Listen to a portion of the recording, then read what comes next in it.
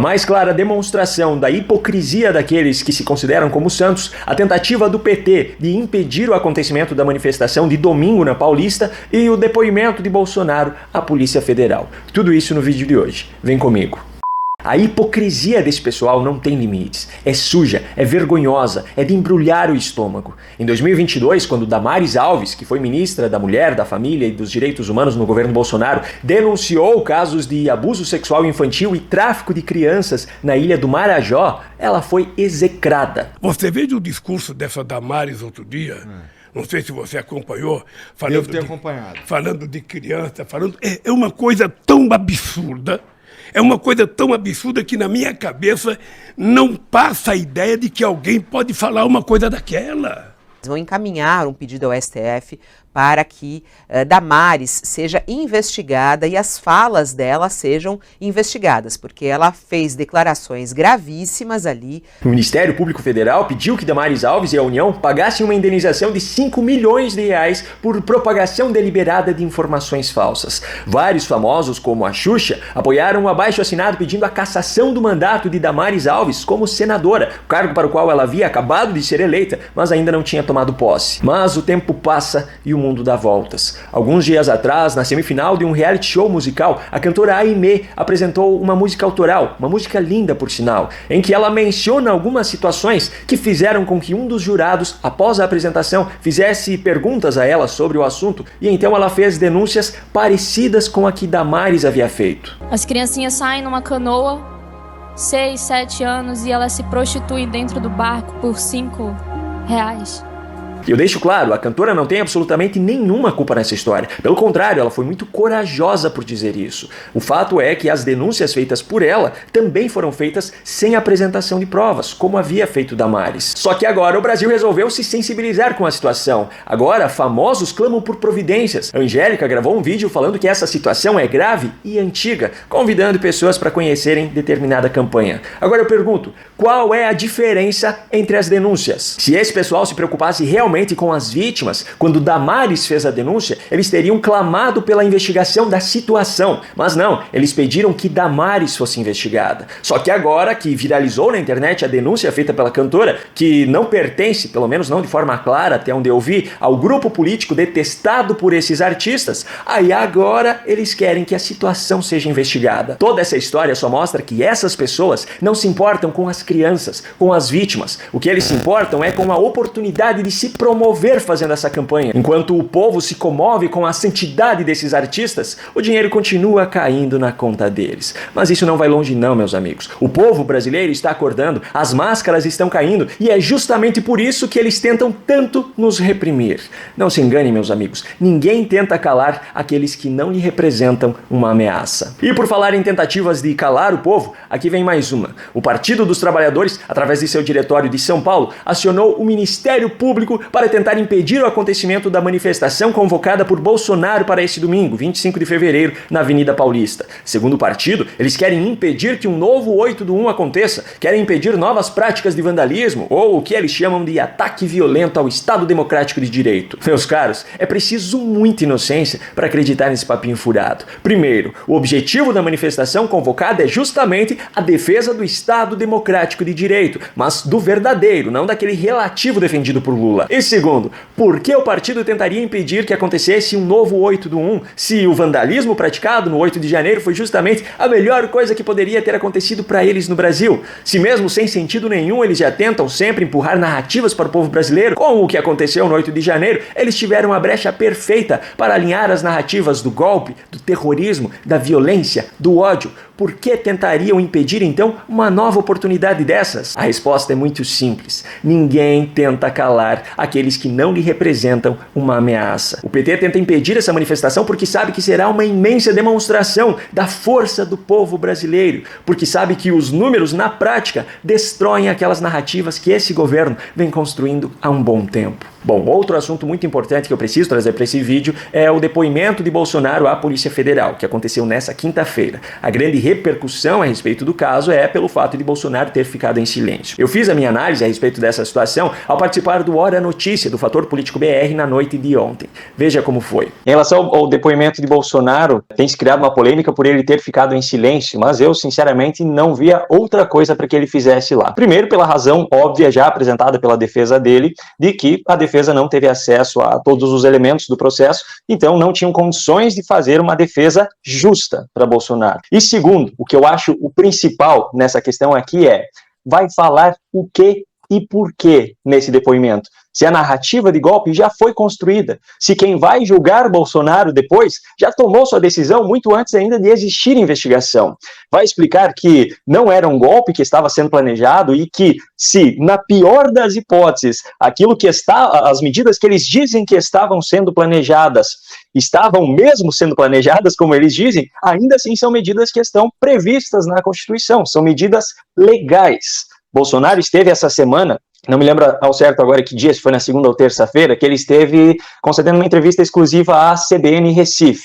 E aí o Elielson, que era o entrevistador, ele ainda teve a cara de perguntar para Bolsonaro explicar o que é um golpe através do estado de sítio. Bolsonaro explicou de maneira muito clara que, primeiro, para existir o pedido de estado de sítio, precisa existir uma das situações em que se configura a possibilidade de pedir estado de sítio. Segundo, se o presidente entender que é preciso fazer esse pedido, ele precisa obrigatoriamente se reunir com os Conselhos da República e de Defesa, e aí entra vice-presidente da República, presidente da Câmara, presidente do Senado, líderes da Câmara e do Senado, então é um grupo aí próximo de 20 pessoas. Essas pessoas precisam aprovar essa intenção do presidente, e caso seja aprovada por elas, o presidente encaminharia, então, esse pedido de estado de sítio para o Congresso. E aí é o Congresso que precisa aprovar isso. Agora me diga, que golpe é esse que precisa passar basicamente por todos os poderes do Estado para ser decretado? Um golpe que precisa ser aprovado por votação dentre os 503 deputados e dentre os 81 senadores? Que golpe é esse? Então, mais uma vez aqui, eu repito, vai falar o quê e por quê nesse depoimento? O que ele poderia fazer é chegar com a Constituição Federal em mãos e dizer, leiam a Constituição, é muito simples. Mas se adiantasse ele chegar lá e mostrar as leis que provam que aquilo não era golpe, e se adiantasse ele explicar essas leis e explicar o que estava sendo supostamente planejado, explicar que isso não configura nada ilegal, se adiantasse falar isso, esse depoimento nem estaria existindo, essa investigação não estaria existindo, porque se fosse para as leis serem respeitadas no Brasil, isso já não estaria acontecendo. Diante da situação, diante da existência da investigação, do depoimento, já fica claro que as leis não estão sendo respeitadas, as leis vigentes no Brasil não estão sendo respeitadas no momento. Portanto, nesse depoimento, ao meu ver, não tinha mesmo o que ser falado por Bolsonaro. Perfeito, Paulo. E olha, eu aproveito na esteira do que você disse e também questiono, né? Que golpe é esse que precisa do aval do Congresso? Seria um golpe democrático, né? E o que é ataque à democracia também? Que a imprensa brada aos quatro cantos, o ataque à democracia é a partir do momento que você diz aquilo que não agrada a quem está no poder? Eu trago aqui também a análise feita por Percival Pugina, que estava também no programa de ontem, e que acrescenta aqui o papel da mídia na construção de narrativas e de cortinas de fumaça. Enfim, quero ouvir também aqui o Percival, porque, olha, isso tem cheirinho de cortina de fumaça, o senhor não acha não, hein? Digo isso porque temos uma semana conturbada para o presidente Lula em relação a essa crise diplomática causada pela fala dele no último domingo. Como que o senhor vê a mídia está veiculando tudo isso e acabou deixando de lado a cagada que fez o presidente Lula, né? Manobras diversionistas são muito usadas, né? Estão sendo usadas com frequência crescente. Sempre que há algum fato qualquer que vai ficar desagradável ao governo, imediatamente sucede-se alguma outra coisa provocada para distrair a opinião pública e levar o assunto para onde não deve ir. Uma das consequências disso é a necessidade de manter vivo o trabalho das redes sociais. Porque a imprensa, que hoje engorda no cercado do poder, está ali apacentada, né, pelos recursos públicos, essa imprensa passa a mão por cima e cumpre o seu papel. Ela agiu praticamente como um partido oposicionista em consonância com a maioria do Supremo Tribunal Federal, que na verdade é a própria totalidade do Supremo Tribunal Federal, durante os primeiros anos do governo Bolsonaro, quando o PT estava tão mal perante a opinião pública, que a oposição feita por ele não teria maior repercussão. E aí aconteceu essa coisa estranha, né? Que é a oposição sendo feita dentro do Supremo Tribunal Federal, com a imprensa se deslocando para lá, com a opinião pública, enfim, um protagonismo ao qual se associou essa imprensa, de que estamos falando, com o Supremo para fazer oposição no Brasil. E essa é a história dos primeiros 2 anos do governo Bolsonaro. Perguntava-se, inclusive, quem será o candidato do STF para presidente da República? Tão intenso era esse protagonismo. A partir disso, acabou a democracia no Brasil.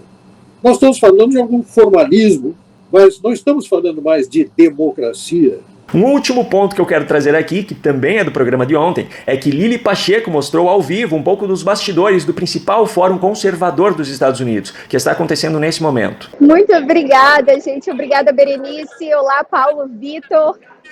Aqui tá um clima maravilhoso. Se eu mostrar para vocês um pouquinho dos bastidores aqui agora, eu saí de lá de dentro do painel, o Bukele tá quase falando, tá atrasado 20 minutos. Eu tava esperando para poder mostrar para vocês a presença do Bukele, mas olha só para vocês verem aqui, ó. Peraí, vou mostrar aqui. Tá vendo? Essa é a vibe. Já tá mais vazio, porque tá todo mundo lá dentro. O Bukele tá prestes a falar. Aqui nós temos vários estandes de mídia. São muitos estandes de mídia, canais de mídia independentes, né, como fator político. Eu tô tentando andar aqui para mostrar para vocês um pouquinho do Steve Bannon, que ele montou um canal incrível, o Bannon's War Room e o Real America's Voice. Ele foi o conselheiro, um dos conselheiros principais do governo do Donald Trump, chefe de comunicação. E, bom, ele está na base do MAGA, né, o Make America Great Again, que hoje se tornou quase que um partido dentro do GOP, que é o partido americano. Enfim, tem muitas pessoas incríveis. O Bukele, como eu já falei, vai falar daqui a pouquinho. O Donald Trump fala no sábado, junto com o Javier Milei, também fala no sábado. Eduardo Bolsonaro já está chegando aqui, né, está chegando hoje. Estava ali sentado aqui agora com o ministro Ernesto Araújo, com a doutora Ludmila Lins Grilo, mais algumas pessoas que talvez vocês conheçam, inclusive. Enfim, tem vários brasileiros, amanhã eu sei de mais gente que vem também. E aqui, gente, está sendo debatido tudo que nós falamos todos os dias nos programas. Esse evento já teve discursos muito importantes e terá ainda mais ao longo do final de semana. Eu vou falar sobre eles no vídeo de segunda-feira. Aqui no canto da sua tela aparecerão agora recomendações de outros vídeos aqui do canal para que você os assista caso ainda não tenha feito. Se você gostou desse conteúdo e quer receber os novos vídeos aqui do canal, se inscreva e ative o sininho de notificações. Essa é a única forma de garantir que o YouTube entregará a você esses conteúdos. Não se esqueça também de conhecer o canal do Fator Político BR, sempre trazendo programas excelentes ao vivo e com convidados do mais alto gabarito. Um grande abraço e até o próximo vídeo.